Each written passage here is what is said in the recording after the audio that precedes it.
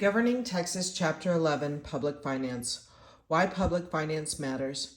For college students, the state budget might appear to be pretty far removed from everyday life and things such as attending class, preparing for an exam, or getting everything in order for a timely graduation. But like it or not, the budgetary decisions made by legislators every 2 years affect students where they matter most, in the pocketbook. This becomes clear in 2003 when state political leaders found themselves starting at a $10 billion shortfall in the upcoming budget period. Mandated by the state constitution to maintain a balanced budget, they needed to find new ways to close budget gap without raising taxes. One method was to cut higher education funding and to make up the difference by allowing universities to gain more control over the tuition and fees charged to students. Prior to 2003, tuition and fee rates for state universities had been set by the state legislature, and in Texas they tended to be lower when compared with tuition and fees in other states. After 2003, the situation changed as universities began raising tuition and fees to meet revenue shortfalls. Tuition and fees doubled in Texas between 2003 and 2018. At the same time, state spending on higher education declined by 26% in inflation-adjusted dollars. For the 2019-2020 fiscal year, the average tuition and fees for attending a public university in Texas had risen to $9,502 for an in-state student, to slightly above the national average. And as students know all too well, tuition and fees are not only the only expense that they face as an undergraduates. According to a study by the Texas Higher Education Coordinating Board, total costs for attending a 4-year college or university were $24,798, including $1,244 for books and supplies, $9,560 for room and board, $2,200 for transportation, and $2,272 for other expenses. Not surprisingly, student loan debt skyrocketed in the second decade of the 21st century as students tried to finance their college education. A study by Houston Chronicle found that 56% of students from Texas colleges graduated with a student loan debt of $28,565 in 2018. During regular sessions, the state legislature, university, and colleges now line up to present a new round of tuition and fee increases to fund necessary expenses. In response, lawmakers find themselves in a bind. On one hand, they want to support higher education in Texas. They particularly want to support those higher educational institutions in their districts that serve as economic engines to local development. On the other hand, they don't want to put added burdens on their constituents who want a higher education degree. Spiraling student debt coupled with higher tuition and fees is making it difficult for Texans to attend college. Many state leaders believe that college spending is out of control. If universities cannot hold the line on costs, then perhaps the legislators should not limit increases in tuition and fees. For the most part, however, university administrations across the state tend to support continued deregulation, arguing that each university or university system is better equipped to make decisions about tuition and fees than the legislators. There was talk in early 2020 that the next legislative session would address the problem of rising tuition and fees and funding higher education. The economic crisis on by the coronavirus in Texas in the spring of 2020 likely silenced such wishful thinking. Sharply declining tax revenue from sales tax, oil, and natural gas production, and other smaller state taxes beginning in March of 2020, compelled the comptroller and other legislative leaders to rethink the state budget and to warn state universities that cuts were likely coming. Hiring freezes went into effect across higher education in Texas throughout the spring of 2020 semester. Severe budgetary cuts in 2020 and 2021 could put additional pressure on universities and colleges to reduce drastically current expenditures and begin another round of increased tuition and fees. The debate over higher education and fees is one example of how matters of public finance lie at the heart of Texas government. Passing balanced budget is the most important task presented to the state legislature during its regular session every 2 years. Priorities must be identified and money must be allocated across a wide range of governmental activities through a variety of financial mechanisms. Difficult decisions must be made about how to fund governmental activities through increased taxes and fees. Understanding a public policy demands a mastery of public finance. That is the subject of this chapter. What is the budget? Here is the vocabulary words for this section.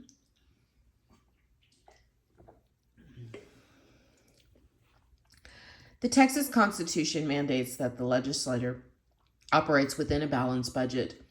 On its face, this idea is straightforward. A balanced budget would exist whenever the projected income from tax revenues is equal to or exceeds the projected expenditure. But there are actually a number of different ways to talk about the funds that constitute the budget. General tax revenue flows into the state's coffers from a variety of sources for different purposes. One way is to divide them into the following 5 broad and overlapping categories. General revenue funds includes the portion of the general revenue fund, which is the state's primary operating fund. It also includes 3 large educational funds: the Available School Fund, the State Instructional Materials Fund, and the Foundation School Fund. Appropriations from general revenue funds totaled from $124.48 billion for the 2020 and 2021 biennium. General Revenue Dedicated Funds is a subset of the General Revenue Fund and includes over 200 funds dedicated to specific purposes, such as the state parks account and the college operating accounts, which hold tuition funds. Generally speaking, the legislator can appropriate money from these accounts only for their dedicated purposes.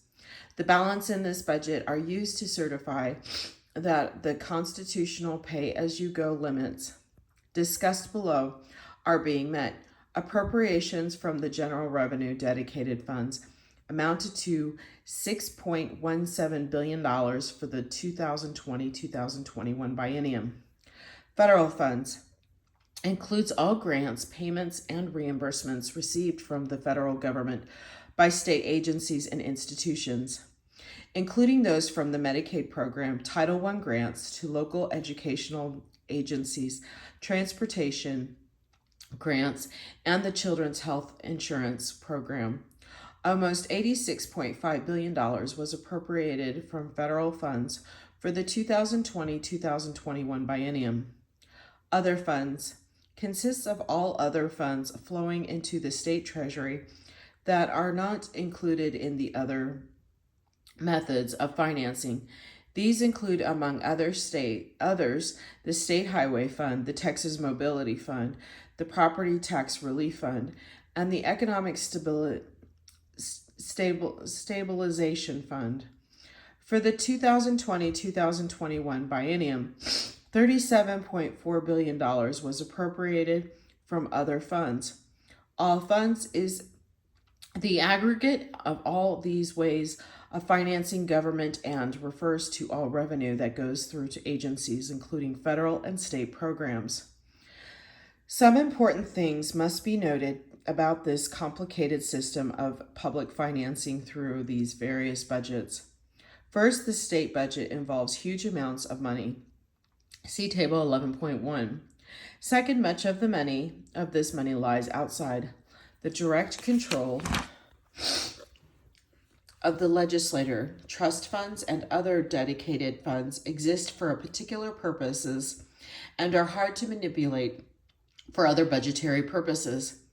As a result, legislators seeking to balance the budget are often left with relatively few places to cut expenditures. Given its large share of the general revenue fund's budget, education is often at the top of the list.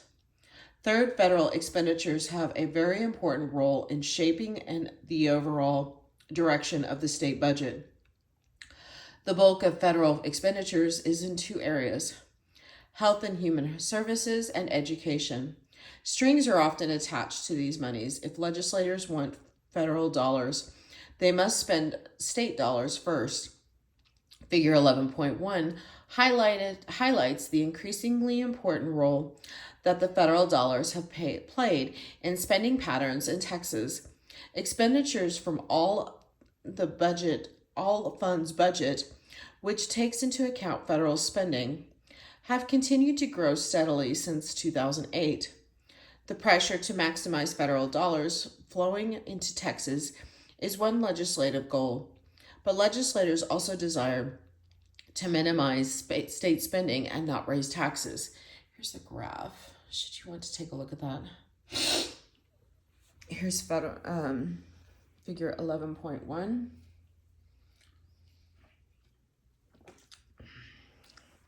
Spending and revenue in Texas. I'm so sorry. Texas has a reputation of being a low service, low tax state that seeks to maintain a favorable environment for business. In this section, we will look at the general pattern of state spending in Texas, as well as taxes and other sources of revenue in the state.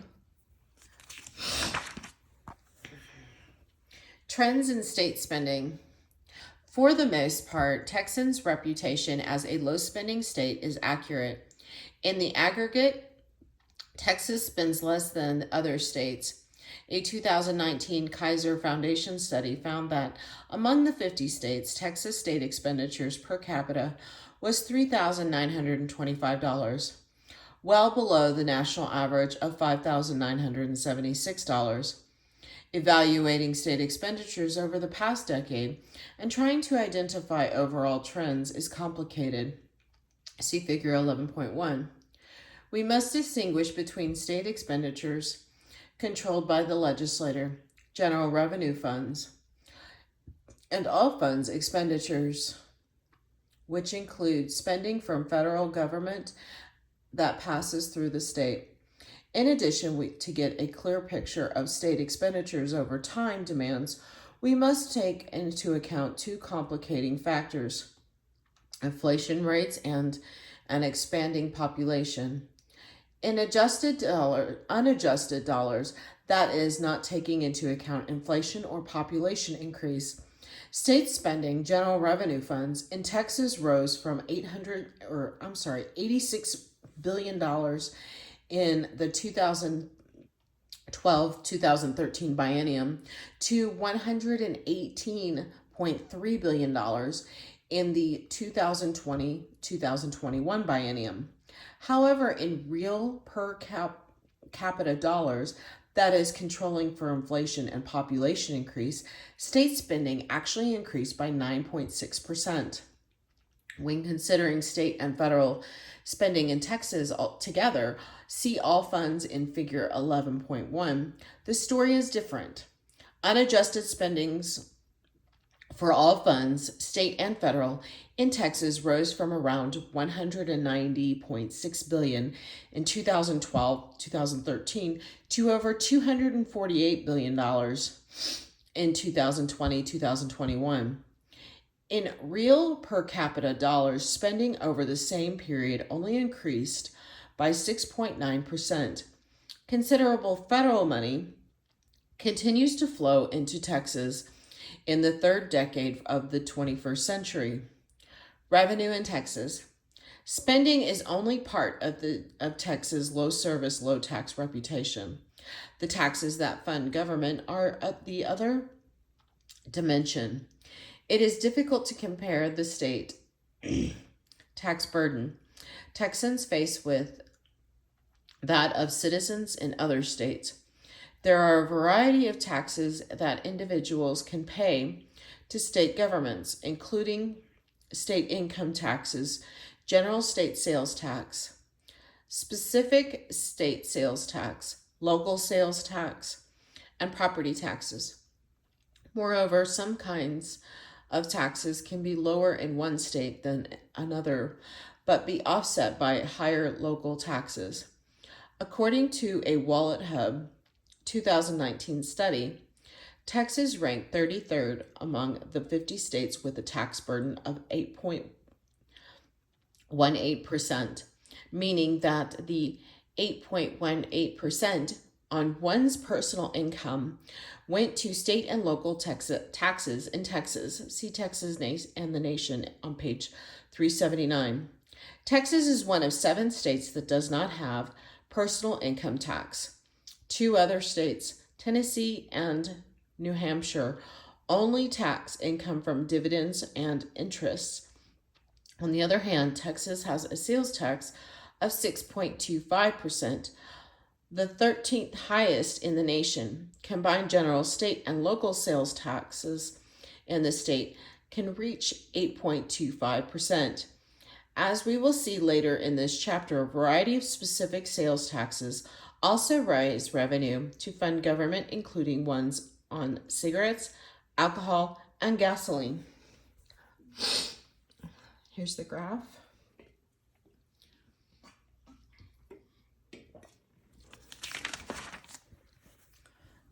Here's 11.2.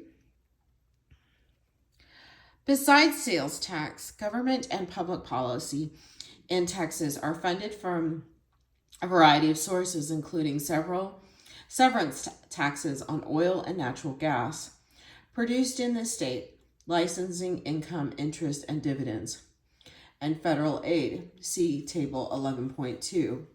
Many of these taxes are based on complex formulas, and people often are unaware they are playing with them, or they are paying them. Nevertheless, they are important sources of state revenue.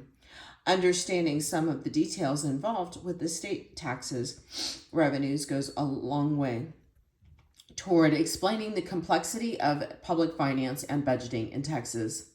See Figure 11.2. The most important single tax financing Texas government in the sales tax today, the general sales tax in Texas is 6.25% of the retail sales price of tangible personal property and selected services. Together, county, city, and metropolitan transit authorities are allowed to impose up to an additional 2% sales tax. For example, in Dallas, as in many other urban areas of the state, the total sales tax is 8.25%.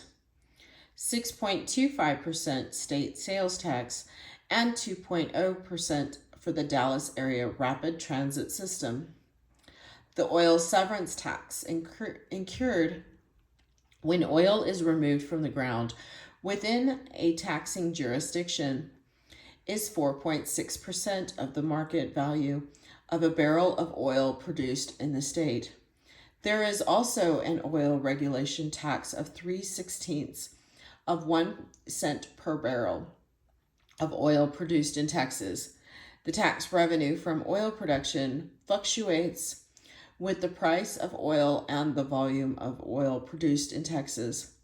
The fluctuation of the price of oil in Texas and throughout the world in 2020 bodes ill for stability in the oil industry. This could have serious implications for revenue generated during the 2020-2021 biennium. There is also a 7.5% tax on the market value of all natural gas produced in the state. As with the oil tax, the tax raised from natural gas depends on the price and the amount produced. Revenues from natural gas have fluctuated considerably over time. Here, who pays the most state taxes?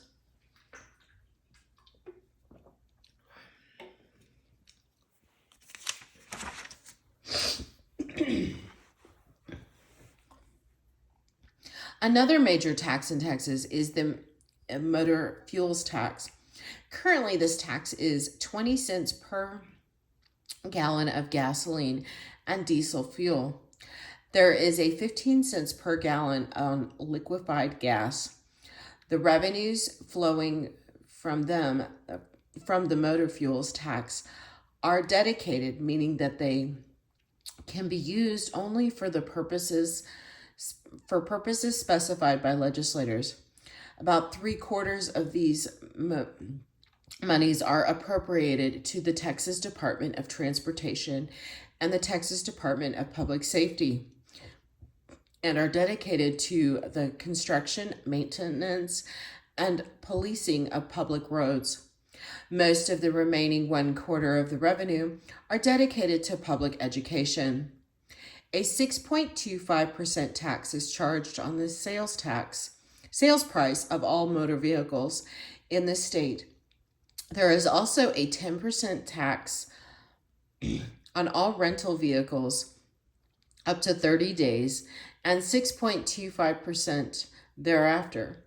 Newly manufactured homes are taxed at 5% and of 65% of the sales prices. The so-called franchise tax is imposed on all corporations in Texas for the privilege of doing business in the state.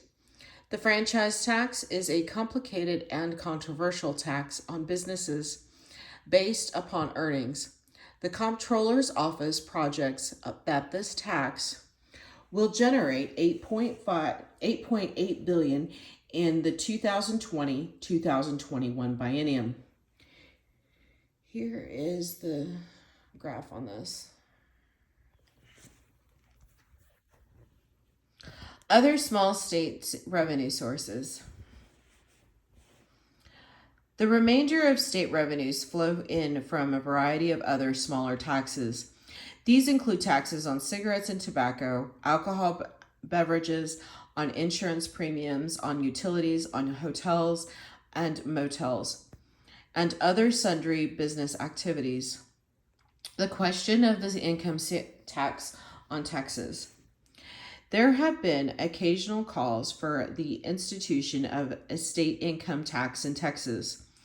Unlike sales and use taxes, which are applied equally to everyone, whatever their income taxes can be made progressive. With a progressive income tax like the federal income tax, people with lower income pay a lower tax rate than the people with higher income. Progressive income taxes thus place a higher tax burden on the rich than on the poor.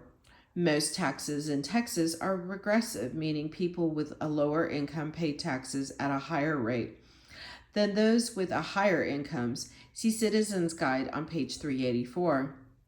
Few Texas politicians, however, have been willing to support an income tax, the absence of which has always been one of the state's most attractive features to businesses. It was not until the late 1980s that the first serious attempt to put a state income tax in place was undertaken. Responding to mounting budgetary pressures, the retiring Lieutenant Governor, Bill Hobby, came out in favor of an income tax in 1989. Bob Bullock, Hobby's successor, announced in 1991 that he would actively campaign for an income tax. A blue ribbon panel chaired by former Governor John Connolly was charged with looking into the new revenue sources for the state. The committees ended up recommending to the legislature both a corporate and a personal income tax, but not without generating an enormous amount of controversy. Connolly himself opposed the income tax recommendation, as did Governor Ann Richards. By the 1993 legislative session, Bullock was backing off. He proposed a constitutional amendment requiring voter approval of any personal income tax and specifying that the revenue from it be used to support public education. The amendment quickly passed the legislature and was overwhelmingly approved by voters. As noted in the Citizens Guide in Chapter 2, the state legislature passed and the voters approved. In 2019, another constitutional amendment related to an income tax, making it even more difficult to institute an income tax in Texas. In the future, a constitutional amendment overturning the constitutional ban on an income tax would have to be passed first, and then a new statute would have to be put into place establishing an income tax. Neither action appears likely to be in the foreseeable future.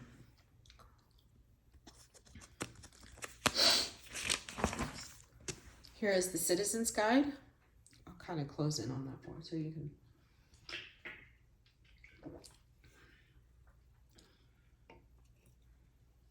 And here's the graph.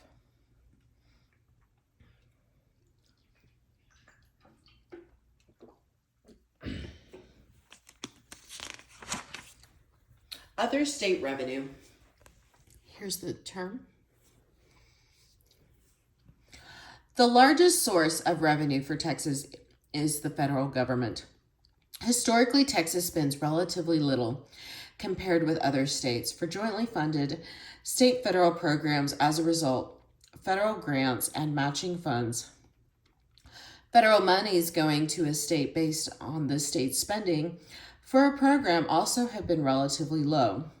For the 2020-2021 biennium, federal funds accounted for $87.9 billion, about 33.8% of the total state revenue, up to 7.8% from the previous biennium. Much of the increase in these federal funds in recent years can be attributed to Medicaid, to state federal program providing funds to finance health care delivery to the poor.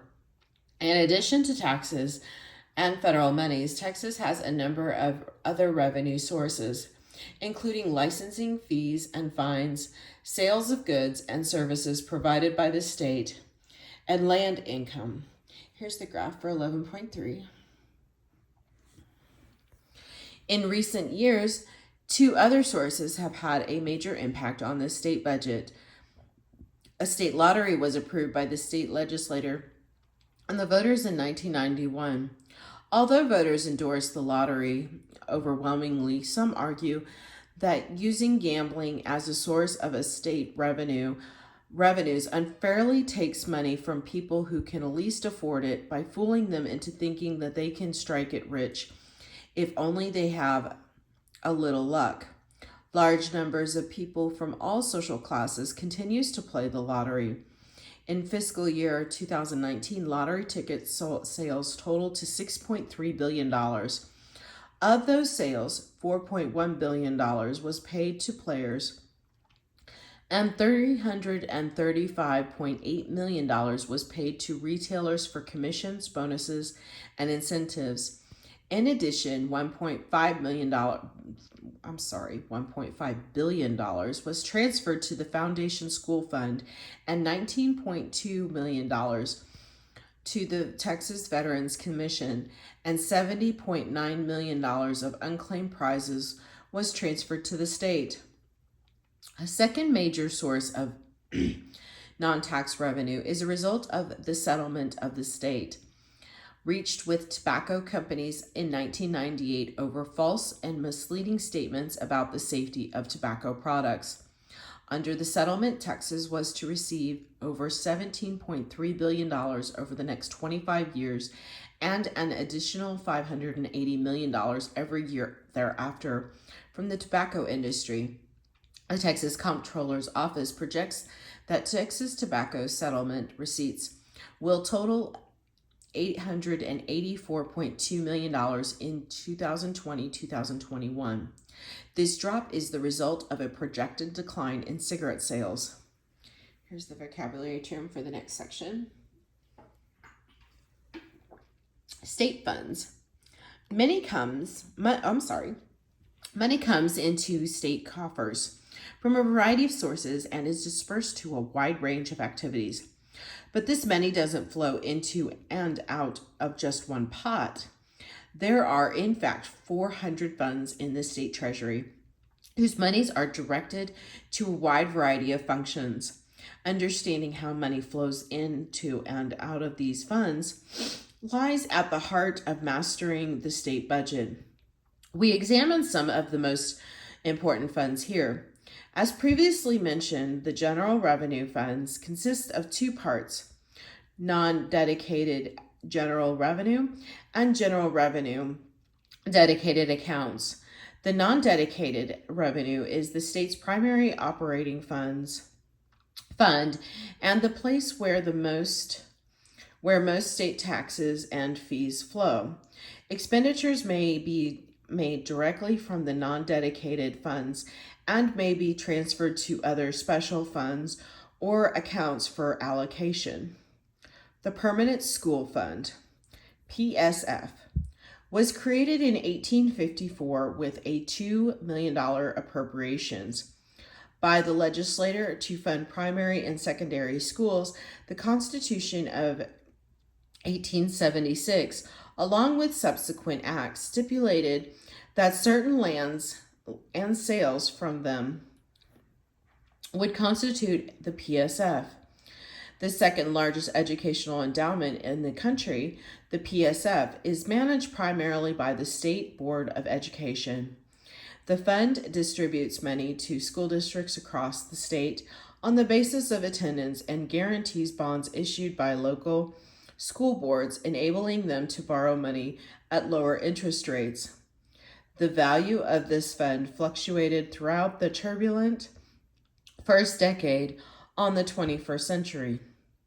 At the end of the fiscal year 2019, the fund balance had recovered to $46.5 billion. The fund provided $1.2 million to help fund public education in 2019.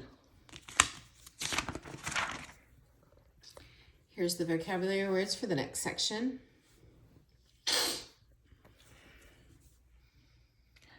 The Available School Fund, ASF, is a dedicated fund established by the Constitution for the support of public education in the state. The ASF is funded through distributions of the Permanent School Fund and 25% of the state's motor fuels tax revenue. The ASF also provides funds for another fund, the Instructional Materials Fund, which funds state purchases of instructional materials revenue flowing into the ASF for the 2020-2021 biennium. From the motor fuels tax and PSF together is projected to be $5.3 billion. The State Highway Fund comes from a variety of sources, including motor vehicle registration fees, the Federal Highway Fund, and the sales tax on motor lubricants. A significant portion of the motor fuels tax is initially deposited in the General Revenue Fund and then allocated to the State Highway Fund. The purpose of the State Highway Fund are constructing, maintaining, and policing roadways in Texas and acquiring rights of, I'm sorry, I got lost, of way for them. Constitutional amendments in 2014 and 2015 provide for diverting billions of dollars into this fund from the Economic Stabilization Fund discussed below and state sales and use taxes. The Comptroller's Office estimates that $28.9 billion will flow into the State Highway Fund for the 2020-2021 biennium. The Economic Stabilization Fund, ESF, commonly known as the Rainy Day Fund, was established through constitutional amendment in 1988 to provide relief during times of financial distress. The fund is generated by a formula involving the base year of 1987. If collections from oil and gas prices in any year exceed the 1987 amount, 75% of the excess is transferred to the fund. Half of any unencumbered general revenue, that is, revenue not already targeted for a specific purpose, also goes into the fund. The legislator has the authority to contribute additional funds, but never has. Under certain extraordinary circumstances, ESF monies can be appropriated with a 3/5 vote of members of both houses of the legislators. These circumstances include when a budget deficit develops a biennium or when the comptroller estimates the revenue will decline from one biennium to the next. Money can also be appropriated from this fund for other purposes at any time with the support of 2/3 of members present in both houses. Few thought that large sums would accumulate in the fund. The first transfer of funds from oil and gas tax revenues, $18.5 million, took place in 1990, and the ESF account balance remained below $100 million until 2001, when more than $700 million was transferred into the account. In 2003, the ESF was depleted to help solve the impending $10 billion budget shortfall. That year and in 2005, the legislators appropriated ESF monies to a variety of agencies, including the Teacher Retirement System, various health and human service agencies, the Governor's Office, and the Texas Education Agency. Rising tax revenues from oil and gas production in the first decade of the 21st century flooded the ESF with cash. In 2014 and 2015, constitutional amendments transferred rainy day funds to water and transportation initiatives in the state. The fund is expected to generate $3.6 billion in revenue and expand $4.4 billion in payouts in the 2020-2021 biennium. A $9.4 billion balance is projected at the end of the 2020-2021 biennium. Although these numbers are likely too far optimistic in light of the economic downturn accompanying the coronavirus pandemic of 2020, see Table 11.4, this fund contains more cash than similar funds in any other state. Only Alaska, also awash in oil and gas revenues, had a fund whose size approached that of the Texas counterpart. The debate over whether or how to use the rainy day fund to close a budget shortfall was a major issue during the 2011 and 2013 legislative session and likely will be so again whenever the economy falters and the state revenues decline. Here's 11.4, the table.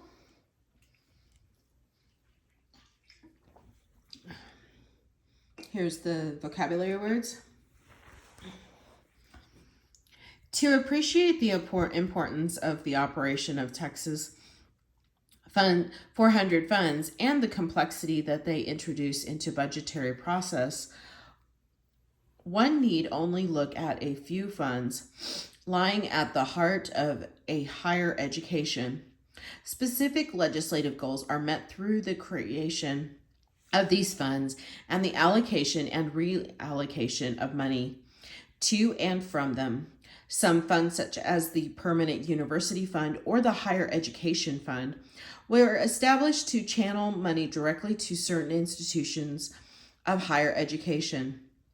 Others, like the National Research University Fund, are intended to encourage universities to behave in certain ways and to achieve a specific set of legislative objectives. The Permanent University Fund, PUF, contributes to the support of the most institutions in the University of Texas and Texas A&M. University systems, originally established in 1876 by a land grant of 1 million acres, the fund now contains approximately 2.1 million acres in 24 West Texas counties. Under the state constitution, all income from surface leases of this land goes into the Available University Fund, AUF, a fund set up to distribute PUF monies, income, and mineral leases, and proceeds from the sale of PUF lands go into PUF and are invested in 1999. An amendment to the Constitution authorized the UT Board of Regents to channel investment income into the AUF. 2/3 of the monies going to AUF go to the UT systems. 1/3 goes to the Texas A&M system. The estimated market value of the PUF in March 2020 was a little under $22 billion. The Higher Education Fund, HEF, was established by constitutional amendment for universities that did not have access to PUF monies. It is funded through the General Revenue Fund. Appropriations for the HEF are projected to be $787.5 million for the 2020-2021 biennium.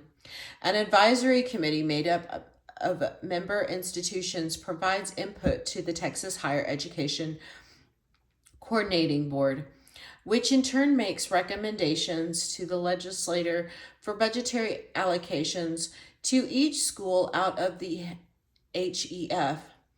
The National Research University Fund, NRUF, was established through a 2009 constitutional amendment to provide a source of funding for universities seeking to achieve national prominence as research institutions. Under the amendment, money was transferred from the HEF to the NRUF. UT Austin and Texas A&M are already considered national research institutions and therefore do not qualify for this fund. Eligibility criteria and distribution rules were established in 2011 by the legislature. An institution must be identified as an emerging research university by the Higher Education Coordinating Board and must spend at least $45 million per year in specifically defined types of research. In addition, universities must meet at least 4 of the following criteria to qualify. 1, maintaining an endowment of at least $400 million in 2 preceding academic years.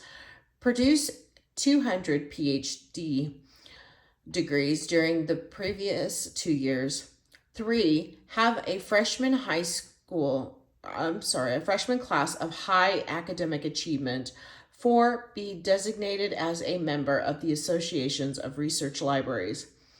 Have a Phi Beta Kappa chapter or be member of Phi Kappa Phi. 5, have a certain number of tenured faculty who have demonstrated excellence by winning a Nobel Prize or other prestigious fellowships, or have been elected to one of the national academies. My glasses are foggy. Or have been elected to one of the national academies. And 6, have a demonstrable excellence in graduate education. In 2018, the value of the fund was almost $738 million. In 2011, 7 universities were designated as emerging research universities, each of which could have access to these funds if certain criteria were met. They were Texas Tech University, the University of Texas at Arlington, the University of Texas at Dallas, and the University of Texas at El Paso, the University of Texas at San Antonio, the University of Houston, and the University of North Texas. In 2012, Texas Tech and the University of Houston were identified by the coordinating board as being eligible to receive some of these NRUF monies subject to meeting a state audit. The University of Texas at Dallas also became eligible for the NRUF funds. Appropriations from the funds are estimated to total $50.2 million for the 2020-2021 biennium. Here is the national research. I'm going to go ahead and do this little graph because it cuts off so that you can look at the Texas biennial budget.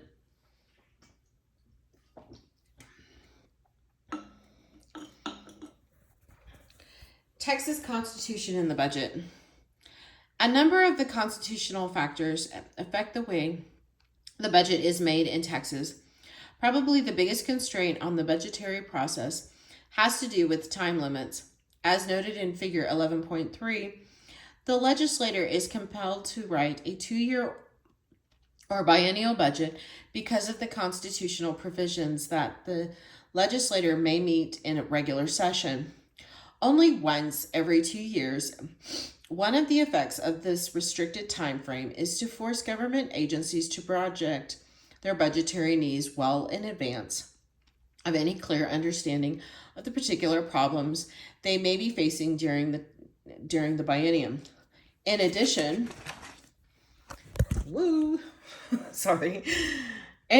legislator can meet for only 140 days in a regular session. This seriously limits the amount of time that the legislator can spend analyzing the budget or developing innovative responses to pressing matters of public importance.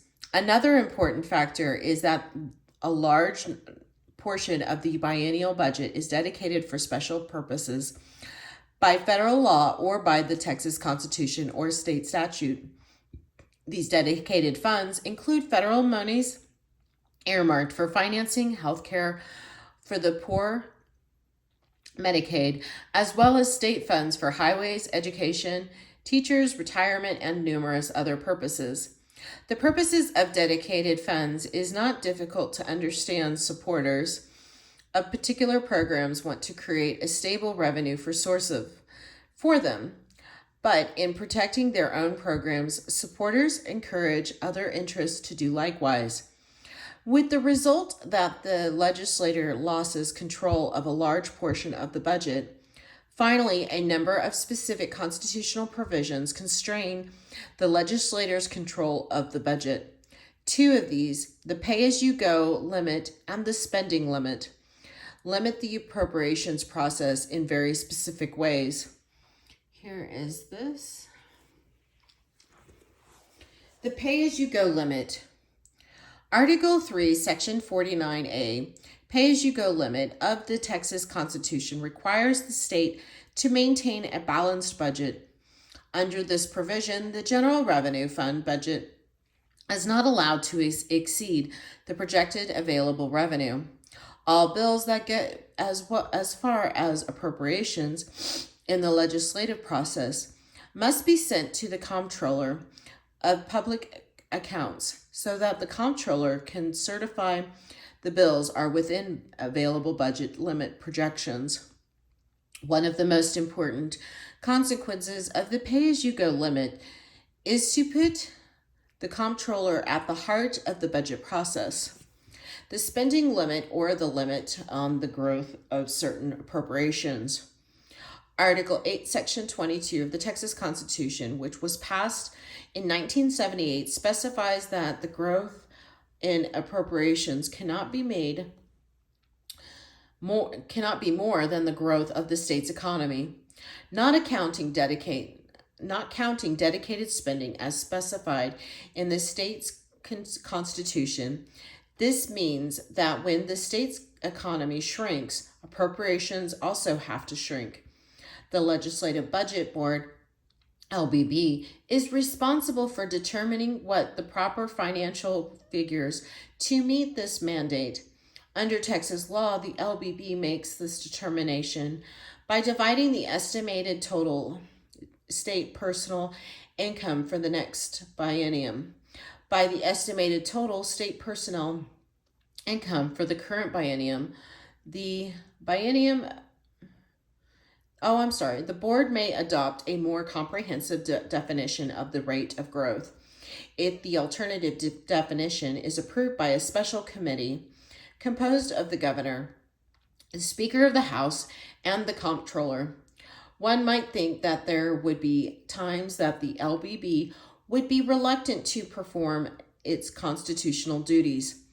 Adopting particularly dismal projections derived from the growth of formula hardly makes one popular politically, but there are checks in place to make sure that the projections are made and the limit on growth is delivered in a timely fashion to the legislator.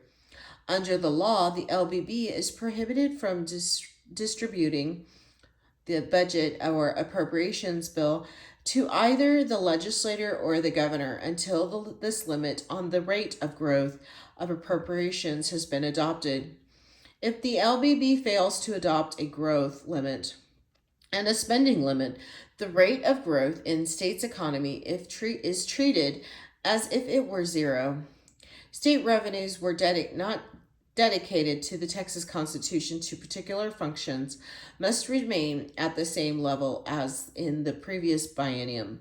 For 2020-2021, these two spending limits worked in the following ways. The comptroller calculated the available revenue to be $2.9 billion above appropriations after some technical adjustments.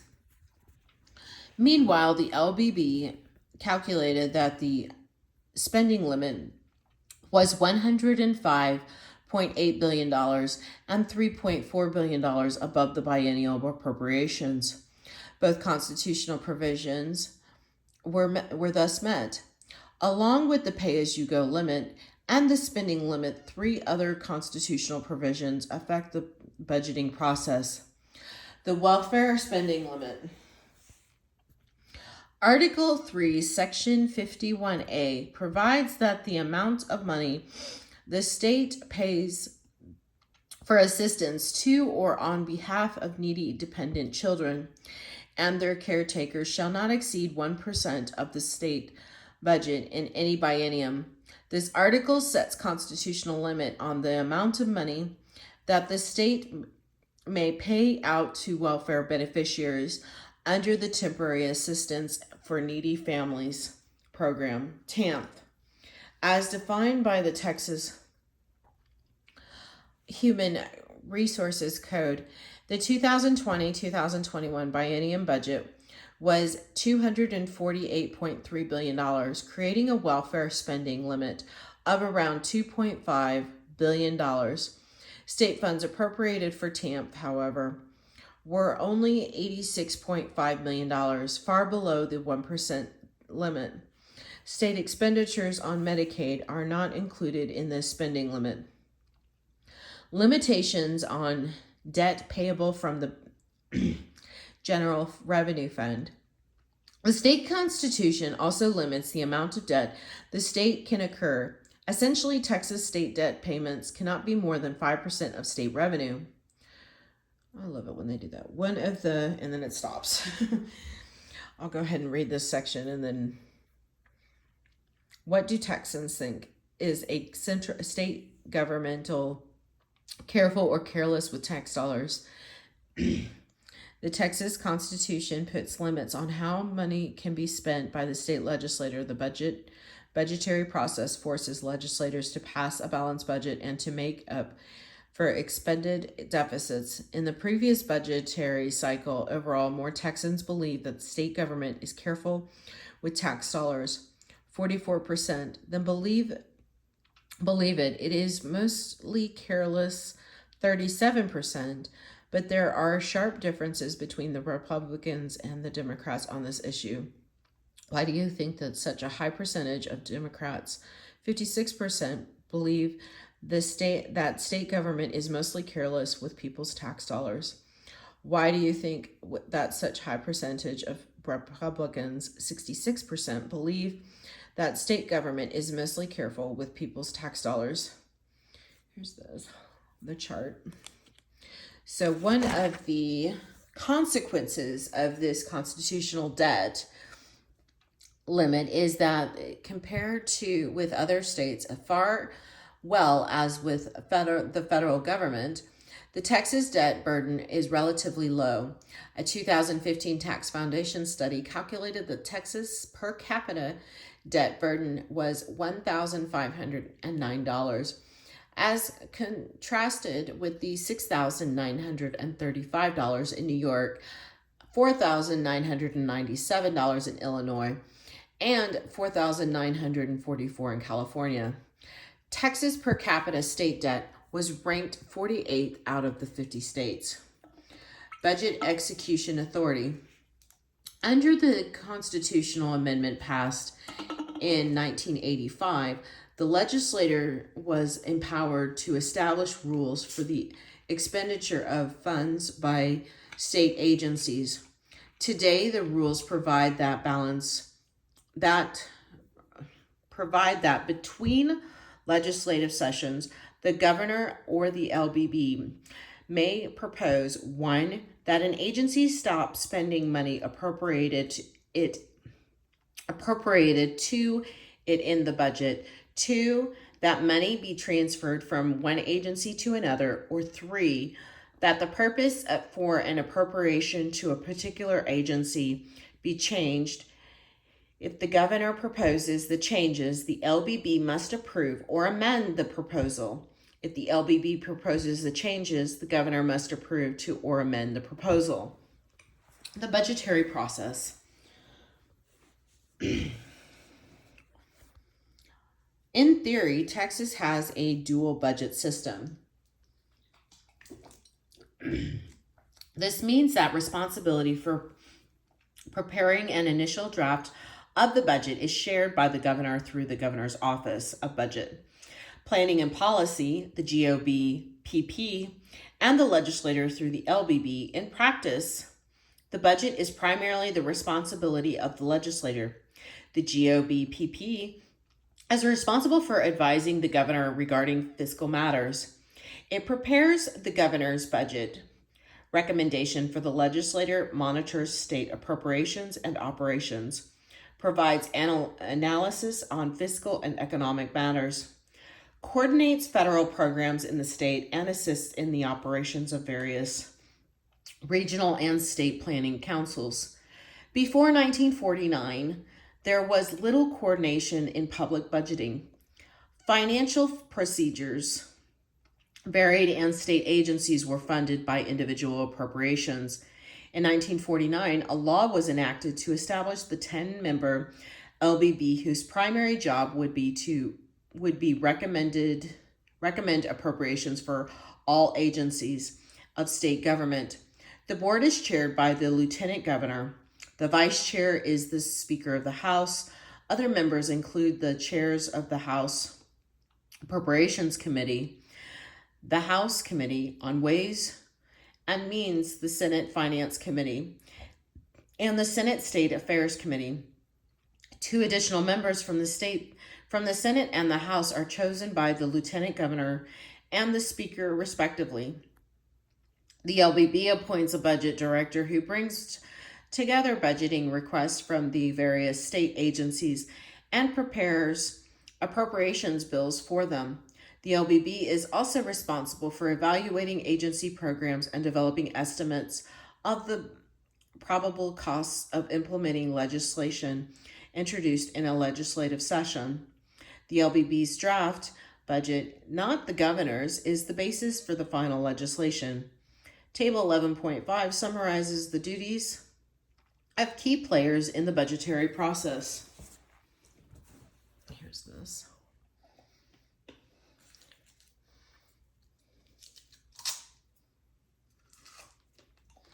Sorry, guys.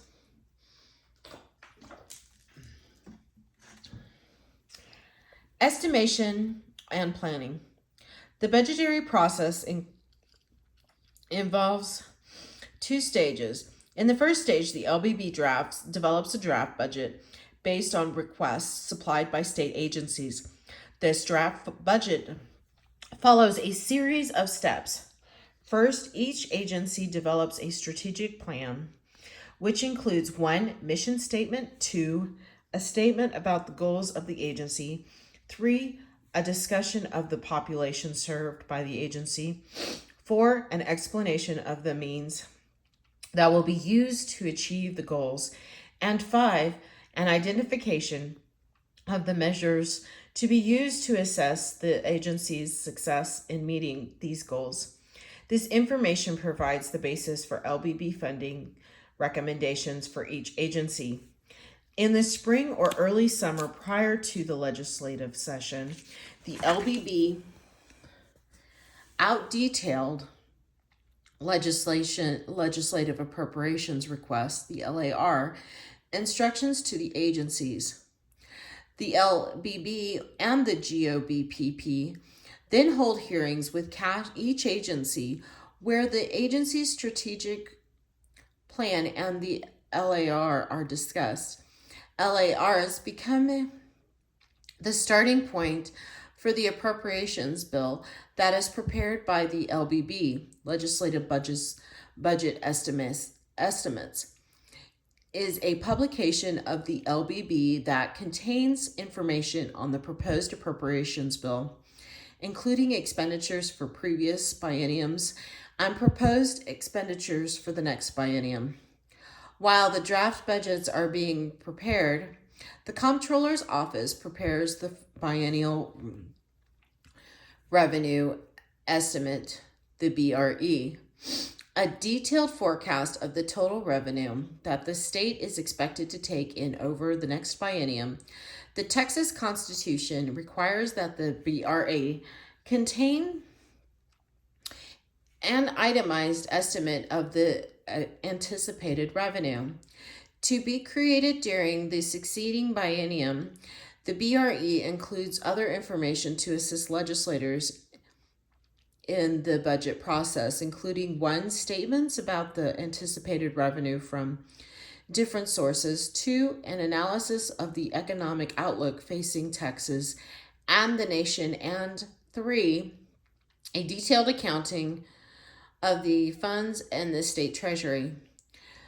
Through this forecast, the comptroller effectively sets a ceiling on what the state legislator may spend, although the legislator can override the comptroller's estimates with a 4/5 vote.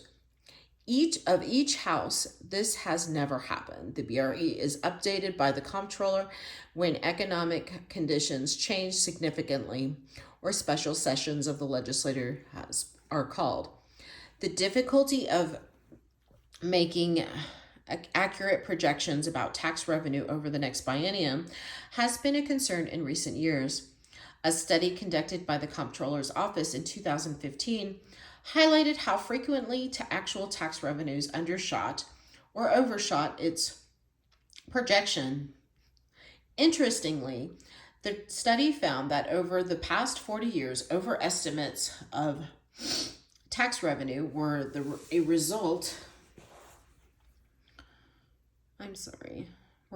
of an unexpected recession or a precipitous decline in energy prices. Underestimations were associated with soaring energy prices, the implementation of new technologies in the oil and gas industry, such as fracking, and boom periods in the economy that led to higher employment rates and an expansion of the housing market.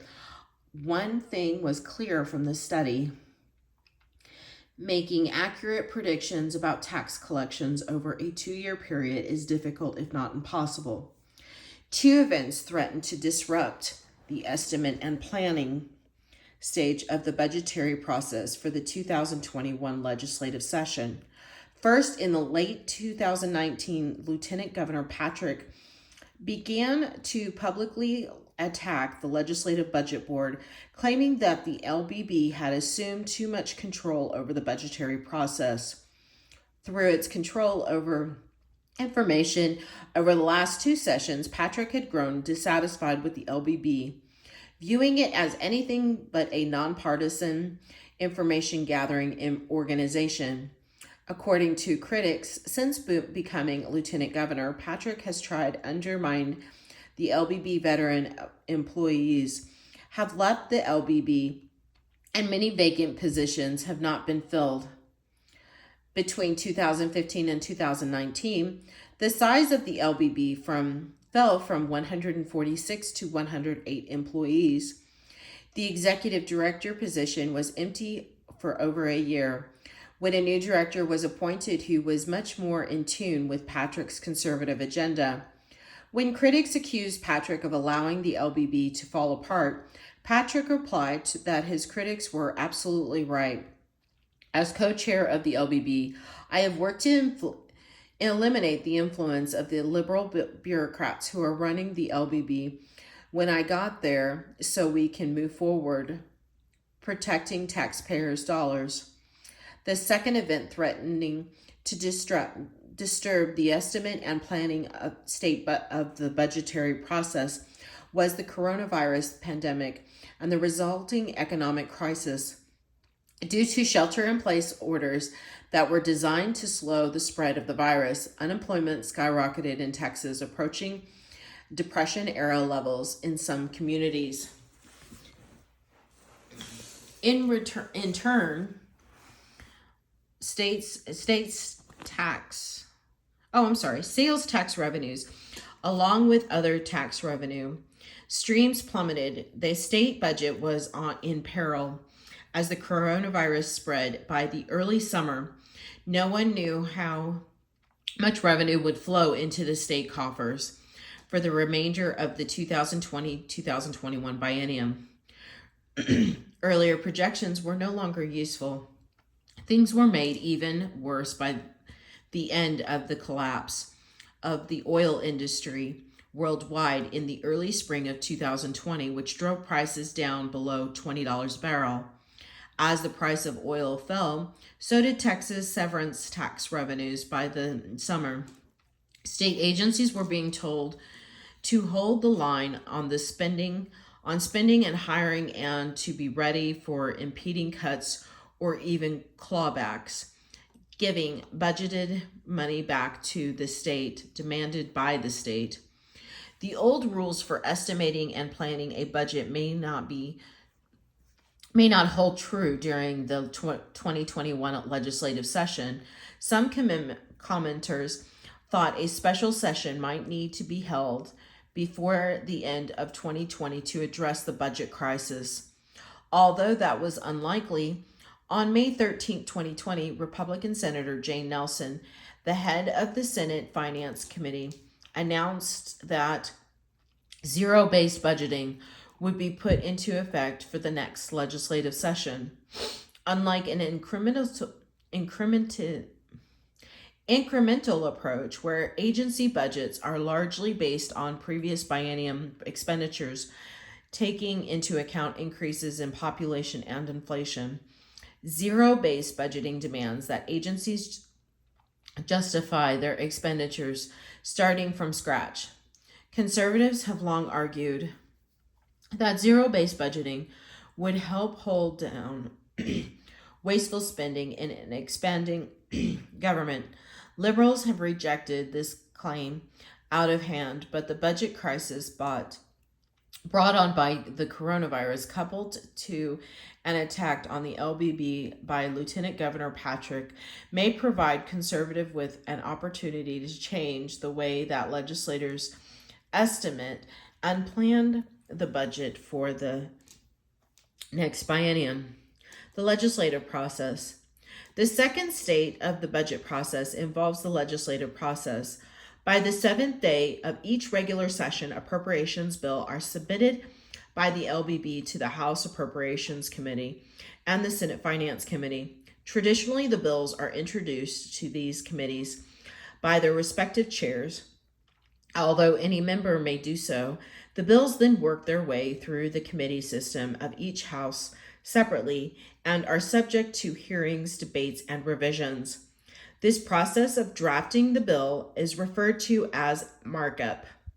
Final versions of the budget are prepared by the House Appropriations Committee and the Senate Finance Committee. Each house then votes on the bill. Differences between the two versions of the bill are reconciled in a conference committee. The conference committee is composed of representatives from the Senate and the House Senate.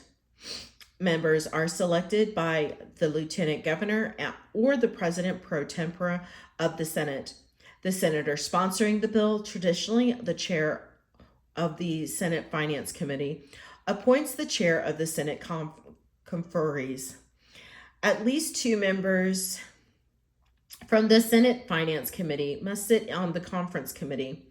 The Speaker of the House appoints all conferees from the House as well as the chair of the House conferees. Traditionally, Senate and House representatives alternate each session in chairing the conference committee. Specific rules govern how disagreements between the Senate and House versions of the appropriations bills are to be handled.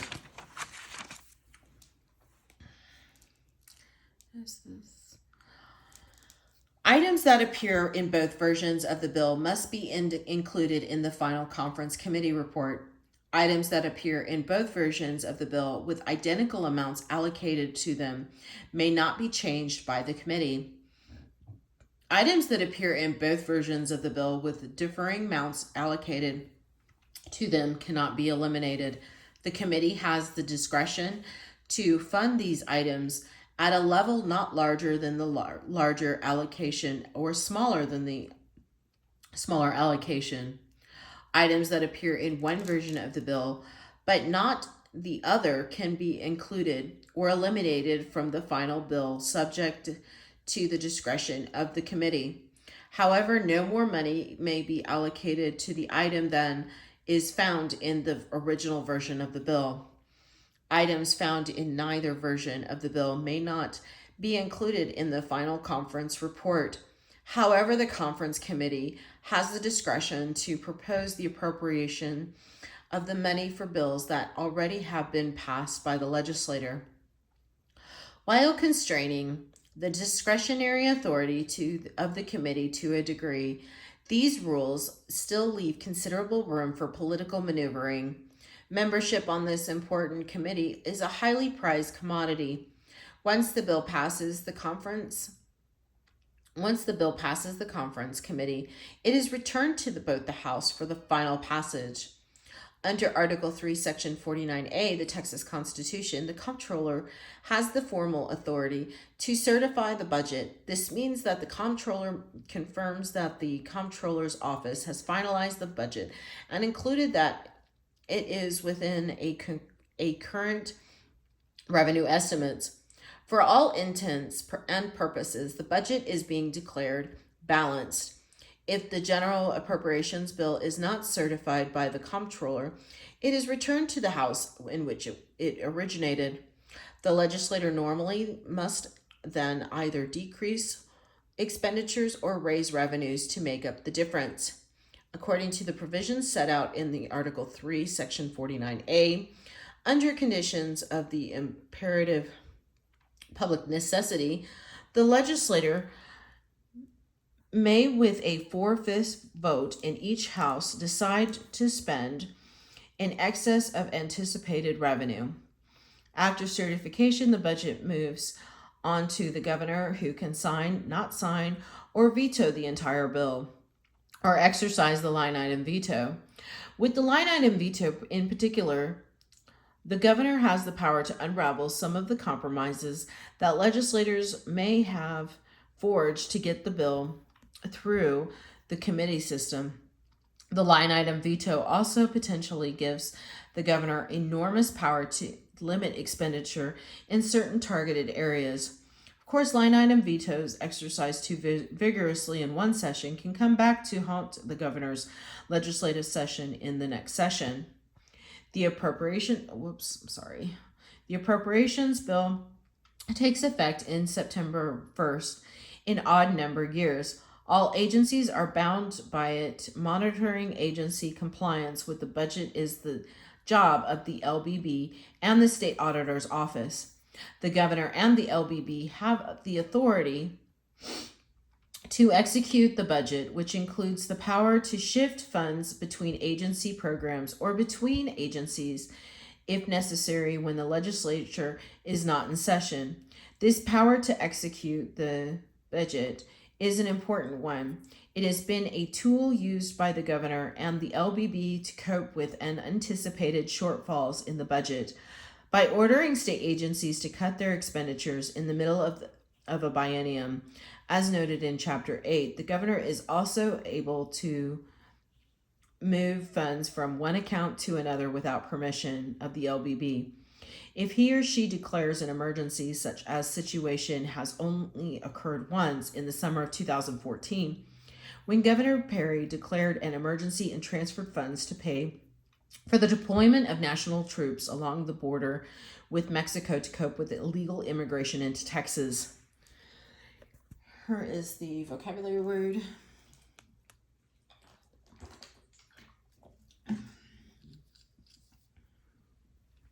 The challenging of budgeting in Texas. Unlike the federal government, the Texas state government cannot approve a budget deficit and must pass a balanced budget every 2 years. The budgetary process is a complicated process full of uncertainty. Projecting expenditures in programs such as Medicaid, public education, and higher education is difficult. Predicting future tax revenues is even more problematic. An unexpected recession or bust in oil prices can drive revenues down significantly, throwing the projected state budget into a deficit that must be resolved before it can be passed. And the reverse can be true. An unexpected economic boom or surge in oil prices can drive up revenues unexpectedly, creating an unexpected surplus. Not surprisingly, the specifics of the politics surrounding budget surpluses in Texas in the 21st century can be quite different from those involving deficits. Comparing the situations facing the legislator in 2015, when there was a projected surplus, with 2017, when there was a projected deficit useful. Confronting a budget surplus. The 2015 state legislature began its session with a revenue estimate that far exceeded expected expenditures. A budget surplus was brought on by the comptroller having underestimated revenues flowing into states' coffers for the 2014-2015 biennium by $11.3 billion. This was the worst estimate in 40 years of budgeting. Special interest groups and think tanks debated the costs and benefits of managing the surplus, either by cutting taxes or creating new programs or expanding old ones. But in the Republican-dominated state legislature, there was never any doubt of the course of action to be pursued. Taxes were going to be cut.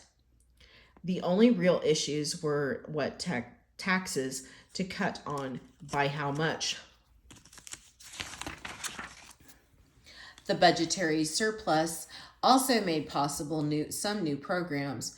During the regular session, the legislature established small programs related to education, including a high-quality pre-kindergarten grant program for public and charter schools.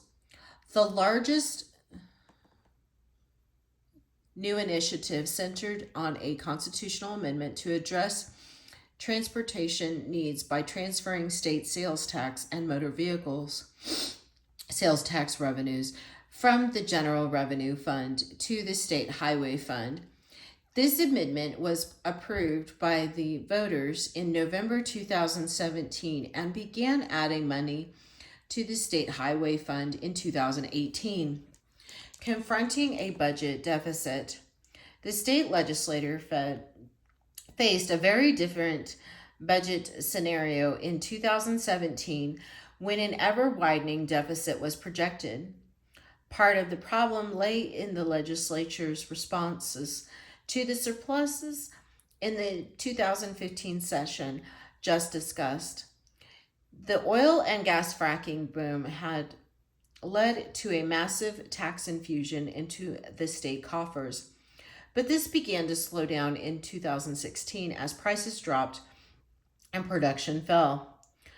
Less severance tax revenue than had been originally projected was coming into the state. In addition, the rededicated sales tax revenue to the newly created Transportation Fund removed an estimated $5 billion from the General Revenue Fund. In January 2017, Comptroller Glenn Hagar estimated that the biennial revenue would be $3 billion less than in the previous session. Creative solutions had to be found to address both the revenue and the expenditure sides of the budget.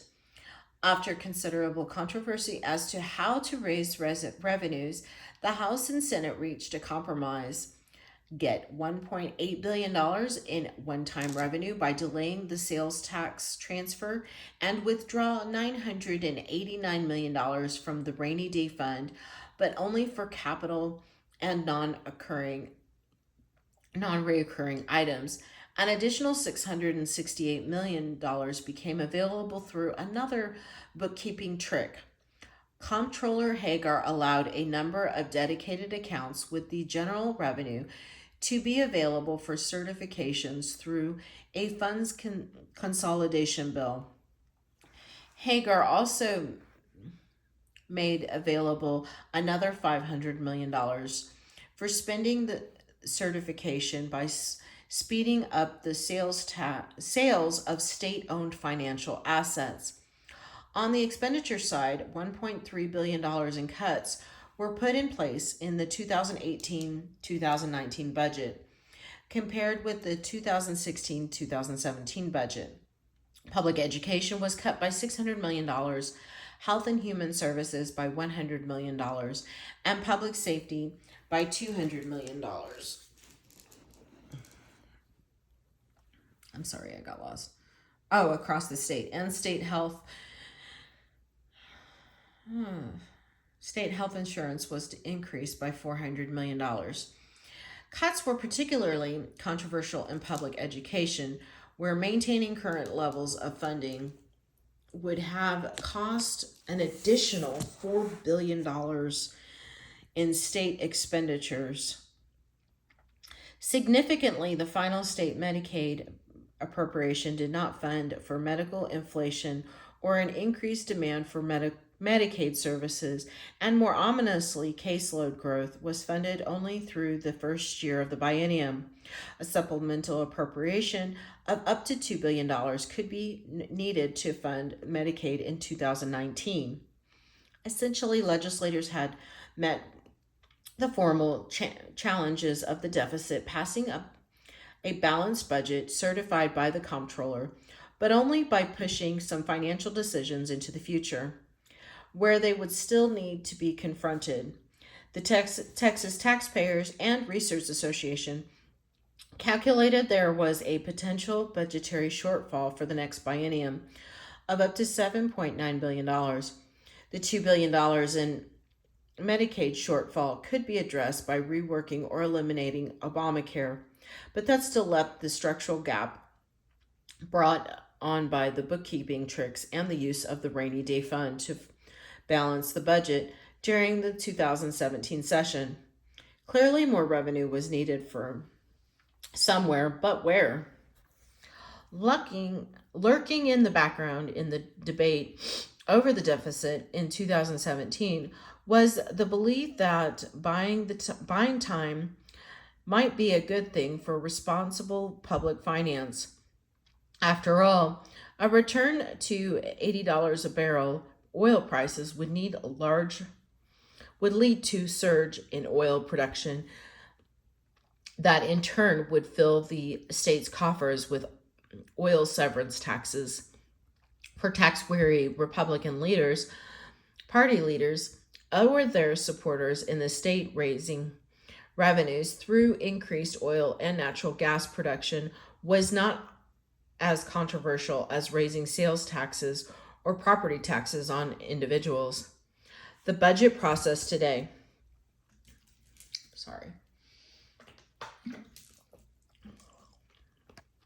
The policies of budgetary surpluses and deficits in Texas today are continuous but predictable.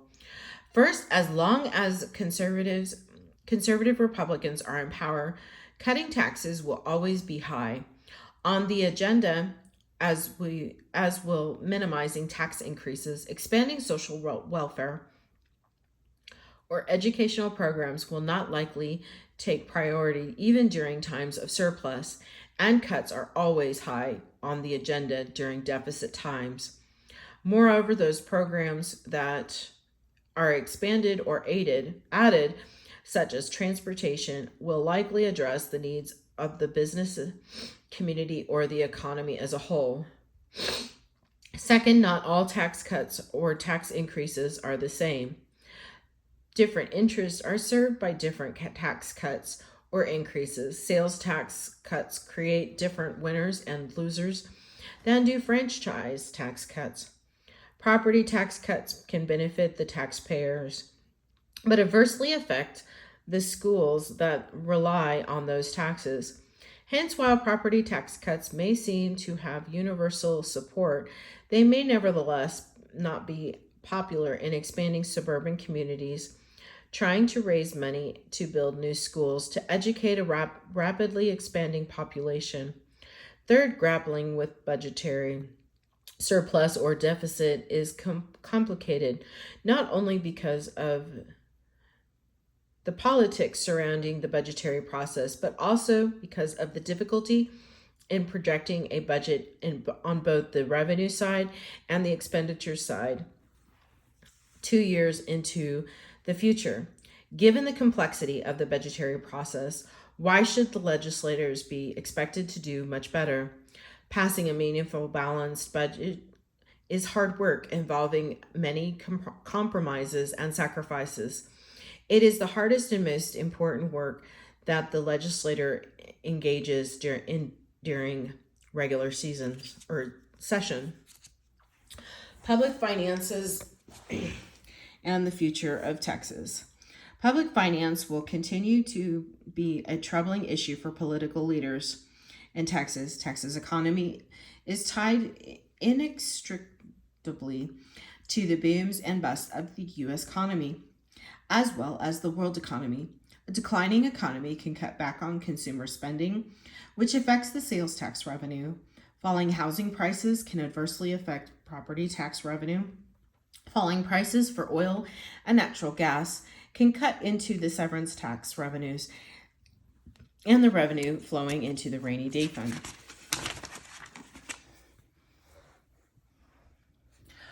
But the reverse is also true. An expanding international and domestic economy and rising wages can lead to steady increases in sales tax revenue. Higher oil and natural gas prices can drive up severance tax income on oil and natural gas production, leading to an additional growth in the rainy day fund. Such are the rules that are govern public finance in Texas in the early 21st century. State budgetary policy ultimately depends on the successful implementation of national economic policy that works. As we noted in Chapter 1, Texas is no longer, and maybe never was, an island apart from national and international economic trends. Going into 2020, Texas Republicans were confident about the direction of the national economy under the Trump administration. Similarly, Texas Republicans reviewed the budgetary and policy initiatives put into place under their leadership. To be enlightened and pro growth, freed from the tax and spend policies of the Democratic Party, tax revenues were increasing and the budget was balanced, leaving room for tax cuts. And then in the coronavirus changed everything. By the summer of 2020, no one knew how bad the Texas economy and state budget ultimately would be hit by the coronavirus, and the efforts by state and local officials to bring the contagion under control. Many local political leaders continue to argue for strong shelter-in-place orders in April and May as a response to the pandemic. Others, like Governor Abbott, offered a more moderate approach to stemming the disease, suggesting that after a short period of shelter in place, the economy must be opened up carefully again. But there were some political leaders, like Lieutenant Governor Patrick, who believed the response to the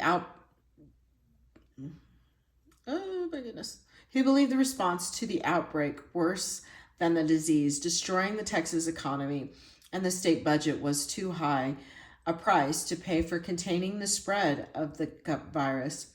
Patrick argued that the economy was being crushed and that there are more important things than living, and that's saving this country for my grandchildren and saving this country for all of us. 4 factors will continue to define public finance in Texas over the next biennium.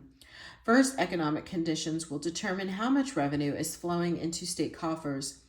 Going into the 2021 legislation, the economic crisis brought on by the coronavirus will likely dominate discussion of state public finance. Second, there will be an increased demands from the federal government for paying for expanded federal initiatives in healthcare. See Chapter 12. Third, increased population will lead to increased demands on state agencies for services ranging from healthcare to roads to water and to public education. All other things being equal, a larger population demands more from government and that costs money. Fourth, there is a growing anti-government feeling among portions of the population in Texas that state government is too big already. For Tea Partiers and other conservative Republican, no new taxes is a successful mantra for winning office. Whether it will be a successful one for legislation and leading is another question. This is the end of Chapter 11. Thank you.